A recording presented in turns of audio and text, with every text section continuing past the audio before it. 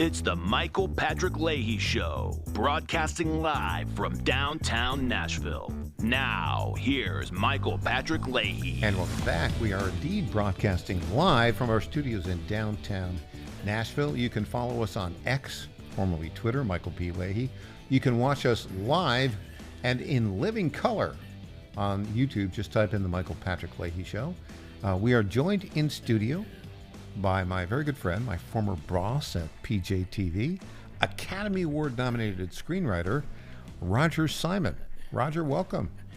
Glad to be here. And don't forget to promote my Substack. Oh, yeah. And for anybody out there, the simplest way to find it, and it's really pretty, it's going to be pretty interesting because I'm going to Israel soon and I'll be doing some direct reporting from there. But just Google or whatever you use, Roger Simon Substack, you'll find it in 2 seconds. It's what, American Refugees? American Refugees, after a book I wrote, one of too many. Roger, last time you were here, you told us you were going to sell your Mercedes and buy a Tesla. I did not lie. Did you drive? I did it. Did you drive here in a Tesla? I drove here in a Tesla today, and you know, normally when I drive into the show, I listen to the previous hour. EJ's interesting, and you know, you guys are very good together, and I couldn't do it.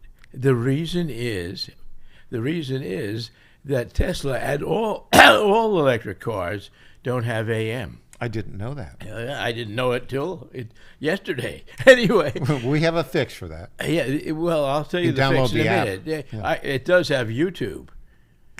So I can listen to you on YouTube, but I have to find it and do it. Yeah, that's it. It's a new strategy, but I'll do it for the next time. But what the reason it doesn't have AM radio, there's a reason, is that AM interferes with the electrical whatever. You're kidding me. That's what I've been told. That's what I read. So I was trying to figure it out because you literally that the Tesla will do everything but brush your teeth. So but I just assumed that AM radio. Oh my God, that's nothing, right? So, but they don't have it. So, but it's not just Tesla; it's all of them. You know, Polaris. So Elon, I know, listens every day to this show, and but he's a problem solver. Well, he's probably listening to it on YouTube. It's not a very big deal. I mean, he certainly has YouTube. You know, there is this, but this is a problem that we think we need him to solve. So I think one of the things that, I mean, he's the kind of guy, when you get a problem, boom, he's focused on it, right? He doesn't mess around. Maybe he can tell us what those the drones are over in New Jersey and who's responsible. Or whether they're from outer space or God knows what. Can you listen to FM radio? Oh, FM radio. Yeah, of course. But I mean, yeah, in fact, you click a certain button and there's a display that comes up on your screen of every logo and everything in FM tarnation, some that don't exist anymore. Really? Yeah. I mean, I'll show you. Sit down. Look, it is the future.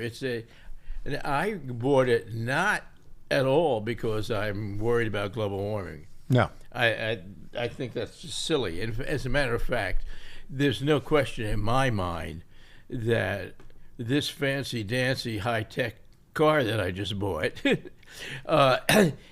causes just as much as any gas guzzler. It's all the same because it's using all kinds of plastics. It's using this, that, and the other. They're trying to determine which one is more damaging ecologically, drive you nuts. And first of all, you can't. I mean, so 86 on that. What it is a fascinating device that is probably technically superior to the old car. It's certainly incredibly fast. I have to watch myself. So talk about just the driver the experience of driving a Tesla. Is quite. I was nervous driving down here a little bit. I'm normally I've done it so many times. On an autopilot usually. Because you know how your gas engine, internal yeah, combustion I've been engine driving them, responds. since Hector was a pup, as we used to say. And so it's no big deal. I've had umpteen cars. This is a very different physical experience, although one thing is interesting about it is that your sight lines, because it's so uncluttered and minimalist, the interior, your sight lines are infinitely better. Are they? Yeah. You can see all around? You can see all around you very clearly. That's a big plus for the That Tesla. is a very big plus. And the other thing is the new ones, the Model 3s, the one that I bought, there is a kind of real-time GPS right next to you, right next to the wheel, showing you where your car is from an aerial view with the color of your car so you can identify it, and all the other cars that are around you.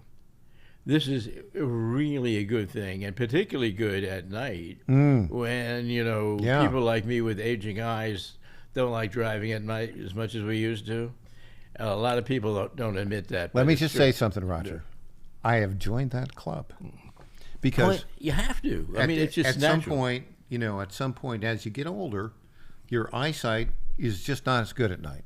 Absolutely not, particularly at night, Yeah. because anybody who's ever used a camera knows that the focal distance and light are very related, and there's not enough light.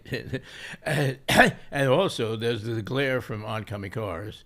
Yeah. Tesla has the best auto light on and off. Really? Yeah, that I've ever run into. There's a lot of stuff that's really good. Really on good it. stuff. Yeah, and some strange things that they don't have, like their GPS system does not have an avoid highways on it. And driving around Nashville, particularly, I hardly ever use highways if I can, because I think that whoever designed the Nashville highway system was drunk as Kamala Harris at the time. Now, what's interesting about this, so let's talk about the speed of a Tesla. It's very fast, right? Oh, yeah. The acceleration. The acceleration is, if you really hit I have not put pedal to the metal. And I was driving for 10 years a Mercedes SLK, which had a lot of pickup, of course. And I was never short of pickup getting onto the freeway or anything like that. But this is faster. But I have not mastered. Well, I've only driven it for 3 or 4 days. Right. So, but I think it takes a few weeks to really get the hang of it. Also, there's a dangerous thing in it, is that that fantastic computer screen that's next to you, a large one, is a little bit beguiling. And distracting? Distracting. Yeah. Because it's more interesting than a dull road sometimes, and you've got to train yourself to go not to do it. It's not. I've discovered the voice activation system is very good. It has a large vocabulary. I discovered it this morning because the steering wheel felt too warm for me when it's a heated steering wheel. Everything is It's up to date. And I'm driving out of my garage, and this is wrong. So I just pressed the voice activation, and it says "cool steering wheel" into it. Just made up that, and it did it. Wow. So Elon Musk has said that Tesla will be the most valuable company in the world someday. It's pretty close. I thought it already was. Yeah. Yeah. I don't see. My daughter, who's 26, and I think she's in the process of getting one. Actually, the prices of a Model 3, and I don't see Model 3 is just as good as the other ones. That the whole thing is the fancy. Down at the Tesla thing, the Cybertruck is kind of different, but the rest of them are all the same. Pretty cool. All right. Well, when you come back, we're going to shift gears. Well, you do like that on the screen now. Yeah. We're going to talk about Carrie Lake getting appointed to Voice America. You were actually on the board of the overarching agency to which the director of Voice America reports. Briefly. For quite a while. We'll describe it. We'll be back after this.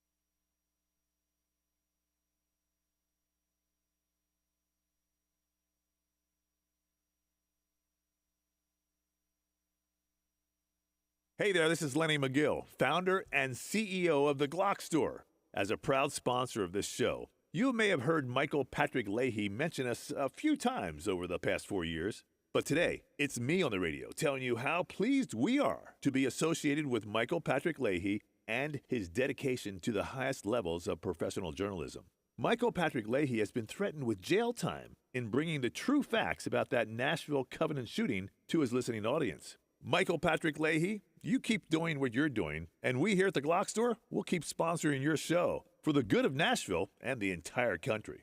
And I'm personally inviting all of your listeners to come visit and shoot at the Glock Store. It's where Michael Patrick Leahy learned to shoot a gun for the first time and where he bought his own personal Glock 19.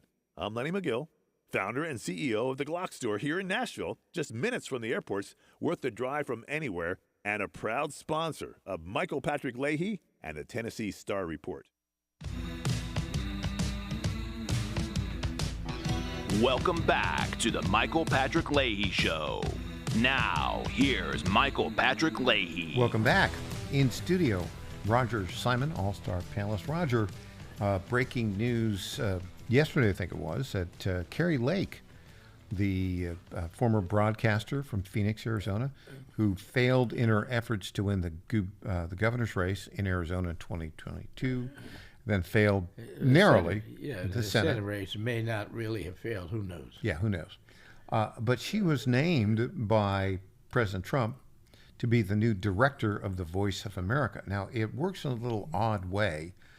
The Voice of America is part of a group called the United States Agency for Global Media. Yes. And that operation includes Voice of America, the Office of Cuba Broadcasting, Radio Free Europe, Radio Free Asia, Middle East Broadcasting Networks, and Open Technology Fund. There's a group there.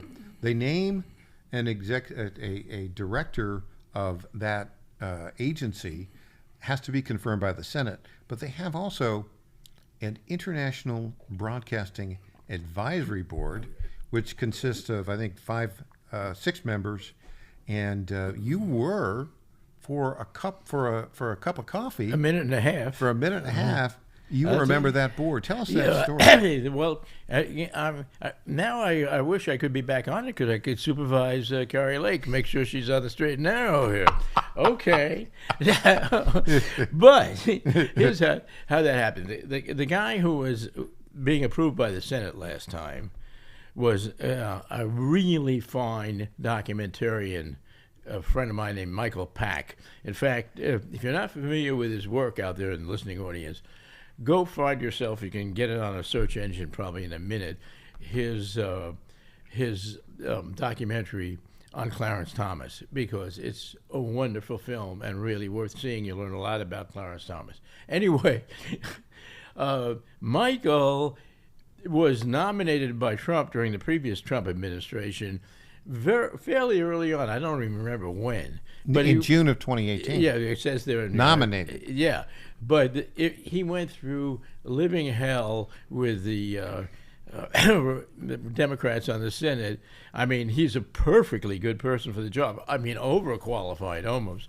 But they wouldn't let him on until the last few weeks of the Trump administration, at which time he quickly turned around and made this board up that Michael was just talking about, that he put me on, and he put on some really good people like Amanda Milius, John Milius' daughter, who made the film version of the President movie about the Russia hoax and all that. And she's a fine filmmaker, and she was fun to be on the board with. But the board met only on the phone, and the minute Biden came in, I guess the day after, I got a letter firing me. Boom. Then the question was, theoretically, because this was a deep state appointment of some sort, I mean, it was part of the bureaucracy, obviously, we had a right to sue. So those of us, we had a couple of phone calls, mutual conversations about whether we wanted to, who was going to pony up the money for a lawsuit, which was really ridiculous. And So you chose not to. yeah, we did. What's the point, I right? mean, first of all, this is not the most important job in the world, and we It's a also fun job, realized though. there was a new board coming in of people that we would despise, and there was nothing we could do about it. Yes, Even indeed. if we were successful in our lawsuit, which would take 6 years and thousands of dollars. So that was the end of the story. So the current head of this agency is a leftist, former New York Times reporter, editor by the name of Amanda Bennett. Leftist. Yes, I've heard. Yeah, she was been around on that for a while. And basically, she'll be asked to resign by the president, incoming president, on January 20th, and she'll resign. Maybe she'll file a lawsuit, but probably not. And then he will nominate somebody to take her place. And the way it works is that person has to be confirmed, but that person then appoints the head of Voice of America. But I think what will happen is, like on the day Trump's inaugurated, he will have named who he wants to head the U.S. Agency for Global Media, and they'll go through the confirmation process. Could be Michael Pack again. I don't know. Could be. I mean, I sent Michael an email a few days ago about it. I haven't heard back. I heard other things from them, from him and his wife, who are friends of mine, that nice things, but nothing. People don't disclose any of this stuff. Not only that, Certainly not to me. Anyway. I don't think he would like to go through the same kind of confirmation I don't process. think so. It's questionable. I've kidded around with him in the past whether he would do it again, and he didn't look enthusiastic. I mean, he's making documentaries for the Wall Street Journal right now, Yeah. right? And he seems to have an interesting position with them, which might be more interesting really than a job that is bureaucratic, although it has tremendous influence. Yeah, it does. And but I think what's going to happen is he'll nominate somebody, maybe our buddy Richard Grenell. I don't know. Somebody. He'll nominate somebody. Right. Are you available? I mean, if the I wouldn't want to do it, frankly. but if the president called you up, Roger. I'd probably do it, but I mean the point is, the things about some of these jobs in the administration, they're not really as interesting to do Yeah. as what you could do outside. I mean, that's not to say that there aren't great jobs in there. I think, look, he's thinking of somebody. You have served on the board previously, right? Very quick, yes, right. For a cup of coffee. Yeah, right. I say I'm going to, we'll start I don't know if you want me to. I can start the campaign. Mr. President, let's name Roger Right. Simon to head the U.S. Agency for Global Media. He'll name somebody, right? Yeah. It could be Roger Simon. Remotely. But then I think what will happen is I think Carrie Lake will be named the acting director, like on the day Trump's inaugurated. And she'll be acting for a period of time until whoever's the head of the agency Goes through the rigmarole. yeah, so maybe two. I mean, it's interesting because of something I'm writing, and I'm also out of support of the October 7th thing. My wife and I are going to be going to Israel immediately after the inauguration, basically. And the one thing I regret, although I'm sure you can do it from over there really easily, is to watch the circus that's going to be going on for the next 2 weeks after the inauguration, meeting Oh, yeah. the absolute BS that's going to be going on in the nomination process of all these people. So let's talk about Probably more than 2 weeks. I mean, we'll probably be seeing it when we get back. We'll see. We'll see how long that will take. So the Voice of America literally broadcasts radio content to 50 nations in various languages.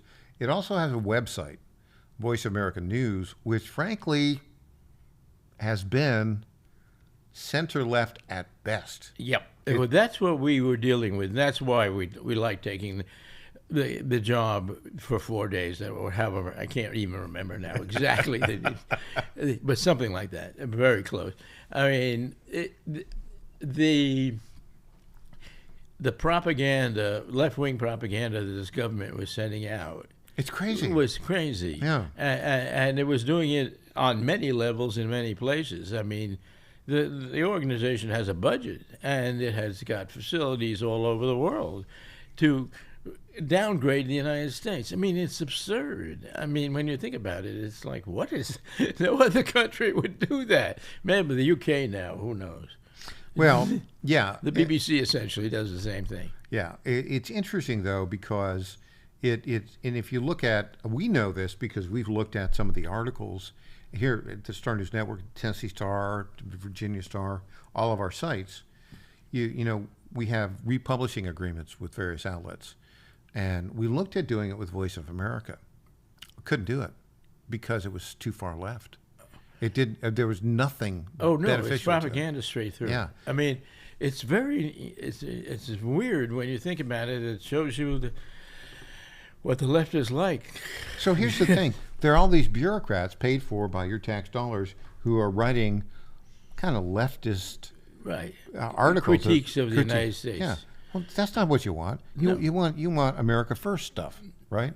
So Carrie's going to have a challenge, and I'll tell you, she's a terrific broadcaster, right? But there are really three of them. There's radio broadcast, there's video broadcast, and then there's written, digital news. Right. And she doesn't have a background in digital news, and that's going to be a challenge for her, I think. Yeah, and that's sometimes more important because it's people get it, and then they share it, and I have that own experience. People say, I read what your Substack was yesterday. Who are you? I don't know. We'll be back with more after this. He's Roger Simon. I'm Michael Patrick Leahy.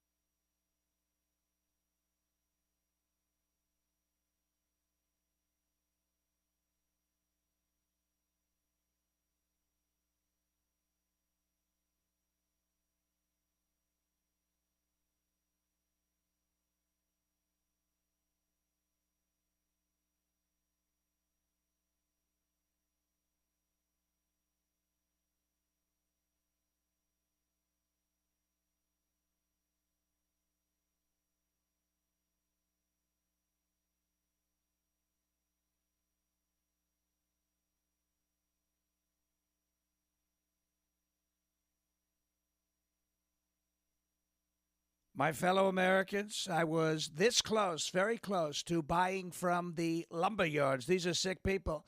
But I turned my head at the last second and I saw a big, beautiful ad for D.T. McCall's. These are highly respected people. If I had not turned my head at the last second, I would have been ripped off at some lumber yard for $200 in hidden charges. And D.T. McCall and Sons are never going to do that. They'd never do that to you.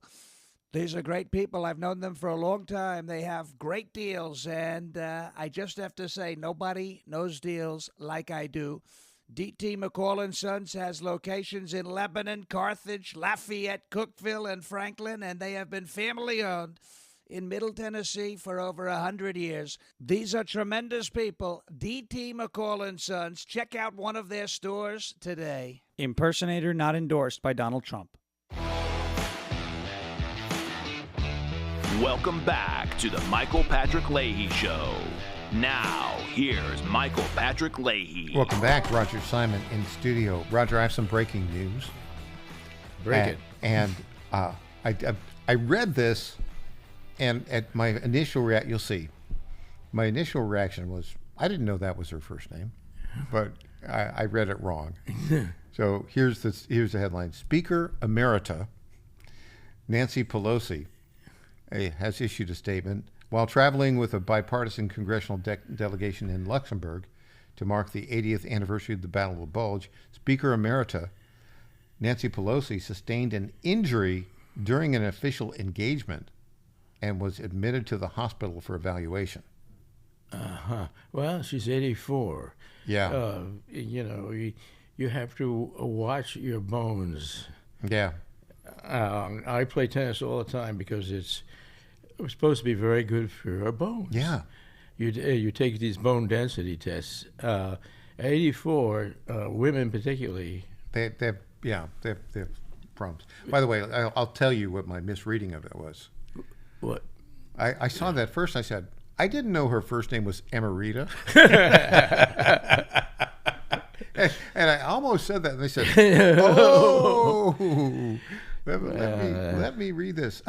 Just as an aside, you were talking about. I mean, you're a big tennis guy, and I have been. I'm a jock from way back, but when you get older, it's playing like basketball or baseball or football like you do on a team. It's harder to do, and so you get it. What do you do? So you play tennis. You've been able to play tennis your whole life, yes, which is fantastic. Yeah. But in my case, it's like, what do I do? Because you can't run as much, so you walk, you lift weights a little bit. Walking is a very good It's thing. very good. Yeah. But I will tell you, this is sort of probably more than you'd ever want to know, but I'll share it with you, just because. So I discovered something called hot yoga, which I did from 2015 to March of 2020. I hear it's great, actually. It's fantastic. It's low impact stuff, but it does build strength and balance and muscle and all that sort of stuff. And it was great. I really liked it. But then March of 2020, think about this. When you do hot yoga, it's like 105 degrees and 30% humidity. And at my age, over the age of 65, it seemed to be like a good place for various viruses to be running around. COVID, et cetera. Is. And so I decided, boom, I stopped it. I stopped it cold, if you will. And I haven't done it. And I've added a few pounds. I don't know, which is kind of irritating. Well, you should get into some cold yoga. There you go. It's I don't like it as much. So I finally got a new doctor, a great guy who's Vanderbilt medical guy, PhD, a specialty in internal medicine, and just started talking about it. And he said, "What do you do to work out?" And I said, "What did you used to do?" I said, "How do you?" I explained why I didn't do it. Now this is just me. Do not take any medical advice at all based upon what he told me. But he said, "Look, right now it's more important to exercise, and the risks associated for you at your age now are going to be a lot less." Because the strains are less, there's more treatment, the strains are not as active. So, okay, I've been doing it for a week now. I feel absolutely great, but also a little bit sore. Well, you should. Because You're reactivating, yes. The other thing, too, is, which I did note, it's very entrepreneurial, the various hot yoga studios that develop around our place.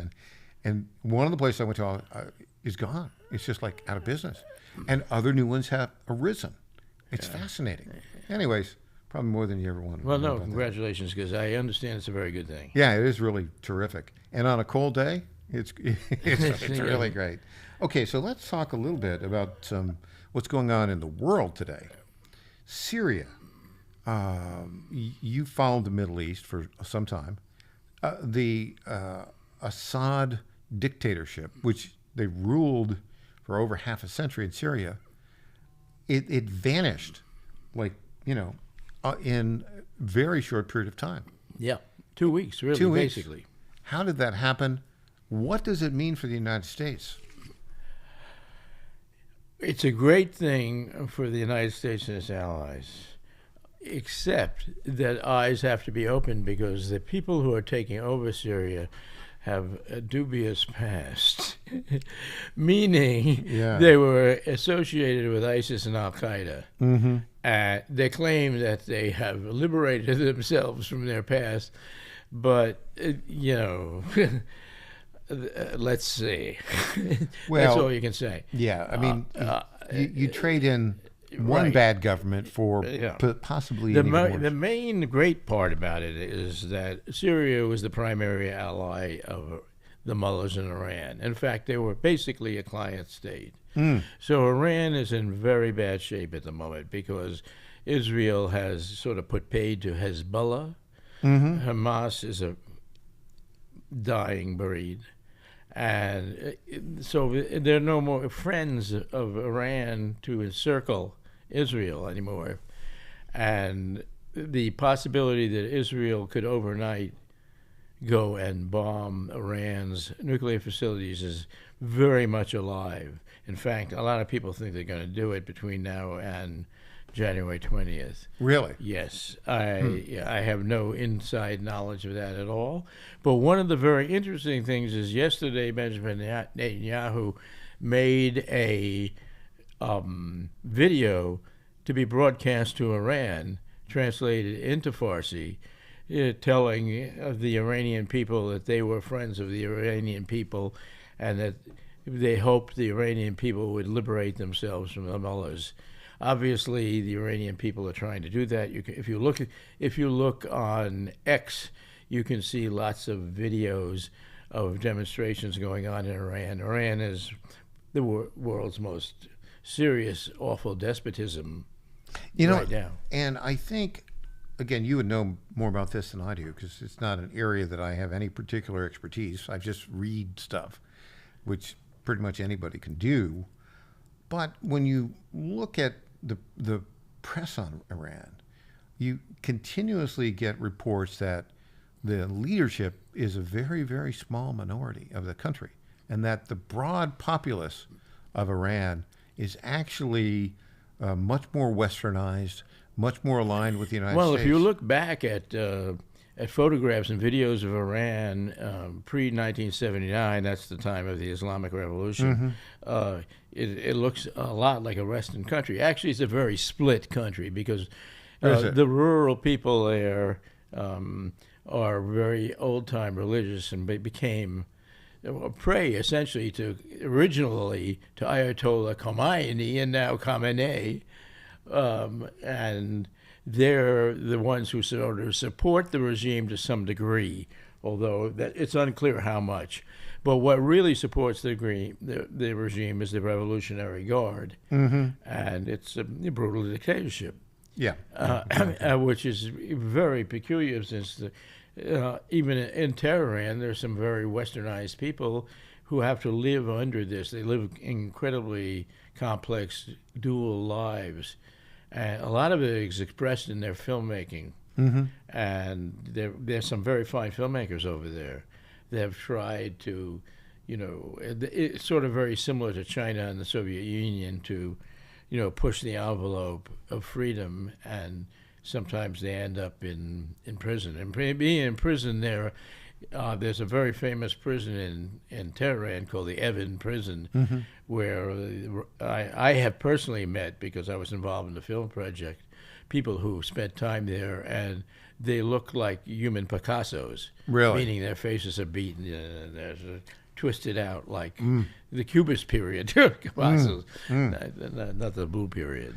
So, Roger, there are some reports out there that your good friend, my acquaintance, Rick Grinnell, who's a former ambassador to Germany, who was the acting director of national intelligence in Trump 1, and who also kind of got his start as the communications guy for John Bolton when John Bolton was at the UN not entirely crazy. But there's some reports now, and a very talented guy. Well, I think I thought he was going to be the new DNI that they've given to Tulsi, but this is what happens. You don't know what's going on there in Mar-a-Lago. However, if he is, the rumor is that he is going to be appointed the special envoy, or whatever they want to call it, to Iran, which will be the most significant job in the foreign policy administration period. I mean, this is the big dilemma right now, is how to defuse Iran. And if there's anyone capable of handling that situation, it's Rick Grinnell. So I think that would be very interesting to have him as a special envoy to Iran. Again, right now you never know, right? Because look at what's going on. I mean, the election was now 5 weeks ago. Right. Trump has done a very good job of moving quickly on, let's call it 99% outstanding nominees, right? But it's a lot of stuff. It's a lot of stuff. Boy. To fill out, isn't it? Oh, yes. And so I don't think the fact that we don't know exactly what Rick Grinnell is going to be doing yet is any indication that he's not going to be playing a big role. No, not at all. And in fact, I always suspected he would. And I still suspect he will. And I think this is what it is. And boy, is it big. Because the one thing that has been botched, everything has been botched by the Biden administration, but the foreign policy is wacko. And those two guys in charge, Jake Sullivan and Wink and Blink and Nod, as you call them, are probably the two kind of worst figures in the retrograde State Department of the USA. I like that. The retrograde State Department of the USA. It's all going to change. When we come back, Roger, since you're a New Yorker, I want to get your reaction to the Daniel Penny verdict. And we got some news there that we're going to talk about what he's going to be doing this Saturday. Oh, I didn't Back. know that. Yeah, I like to break some news here with you, Roger. Very good. And then, of course, in our next hour, the great Attorney General of the state of Tennessee, Jonathan Scrimetti, will be here for a full hour in studio. Very good. We'll be back with more after this.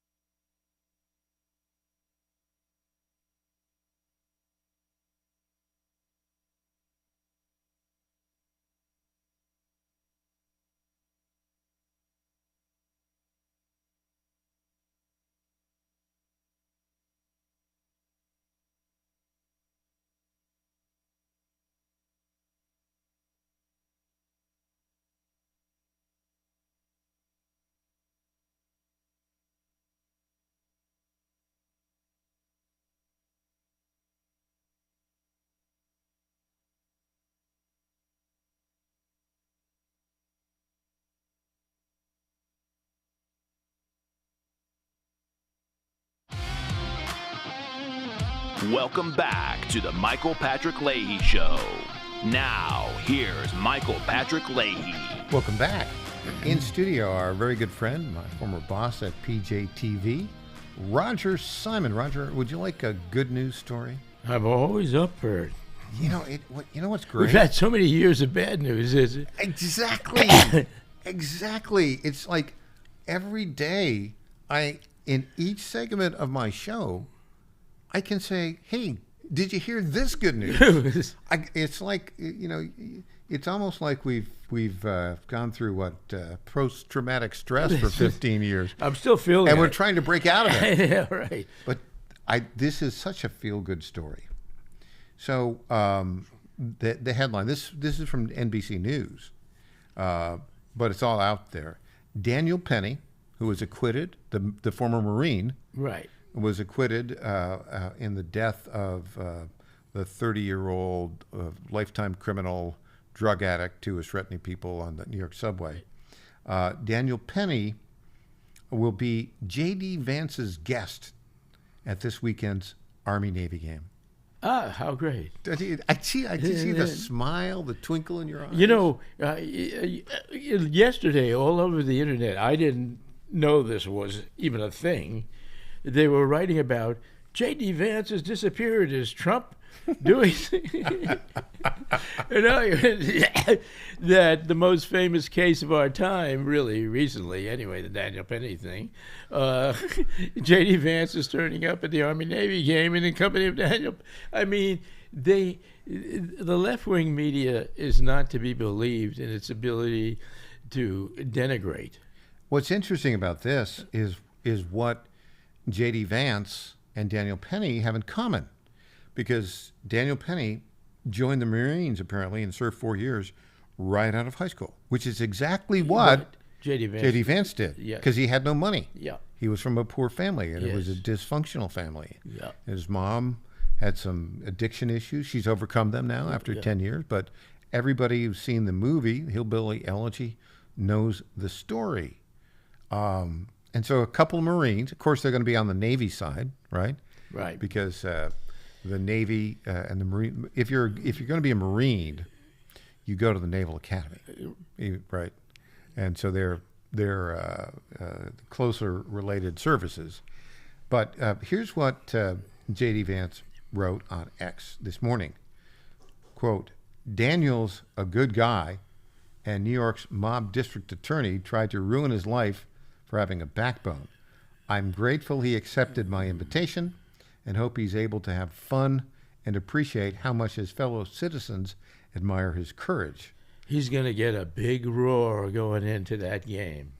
He really, look, the pageantry of this game. Yeah. So you've got at the game in attendance, of course, Donald Trump. It's at by the Commanders, the Washington Commanders, formerly the Redskins Stadium in Landover, Maryland, is where they're holding it. They'd held it in Philadelphia for so many years, but the stadium there was. Is Trump going to? Of course. Yeah. So it's think of the. Of course, he overshadows everything. He does, and look, I'm glad he does because he deserves it. He deserves it, Roger. Yeah, no, for all he's overcome. I'm not arguing with you at all about that. He does deserve it. My only fear, and I'm glad J.D. Vance is there. Trump is great, but no one can fix America in 4 years. It cannot be done. I think we can get on the path to fix it. Yes, but you said it exactly right. Yeah. So that means you saw how fast that path went off before. Ooh. So whether it's J.D. Vance or someone else equally good, that has to come in and continue that path for a while, because otherwise. But don't you just love the sense of America that we indeed are back? And I'll give you an example. Absolutely. So yesterday, Donald Trump named the Time Magazine's Man of the Year, and he rang the bell at the New York Stock Exchange. Yes. Did you see stocks went down, by the way? Did you see any of the clips though of how people on the floor reacted? Oh yes, I did. It was like, we're back. It was the very very exciting. Very exciting, and it's also interesting that a number of people who are coming out of the closet. It's pretty, not the sex closet, the other closet, the political closet. The pro-America closet, like Gwen yeah. Stefani, for instance, would be an example of Yes. return to traditional values, and others. People are showing up at Mar-a-Lago, Yeah. trying to kiss the ring. See Sergey Mark Brin. Zuckerberg. Mark Zuckerberg, Sergey Brin from Google went down. Yeah. Yeah. So, I mean, the real truth is that the American way and traditional values make a happier life. they do. That's, They do. It has for me too, as a former leftist of many years back now, but I noticed that the difference is amazing. Well, And being a little religious helps. you've been, in the America First crowd, really for 25 years now. Yes. Yeah. So it's been a while, but I'm not so forgetful that I don't remember what it was. Yeah. And I also know very well the pressure to be on the other side, Mm-hmm. and especially in the media or artistic worlds, Mm-hmm. and academic, of course, that it still endures to a great degree. And that has to be smashed, but it's So going the to be Army-Navy game, the pageantry, it's just going to be spectacular. Yeah. And the roar of the crowd on each side is going to be. And this year, by the way, Army is like 12-1, and Navy is like 9-3. Yeah, they're so good teams. They're good teams. They're yeah. good teams. And Army's like in the top 25. But you're going to have Pete Hegseth will be there, the Army, the Secretary of Defense nominee, as will President Trump, as will Ron DeSantis, the governor of Florida, and J.D. Vance and Daniel Penny. I just can't wait to see that pageantry. You'll keep the broadcasters busy. It will be. It'll be great. Yes, you And- can see all the monitors. They have one shot on DeSantis, another on Hegseth. Yes, take one. No, take three. There we go. Look, he picked his nose. Well, Roger Simon, it is such a delight to have you here. And look, stick around because we're going to have a full hour with the great Attorney General of the state of Tennessee, Jonathan Skrmetti. Back after this.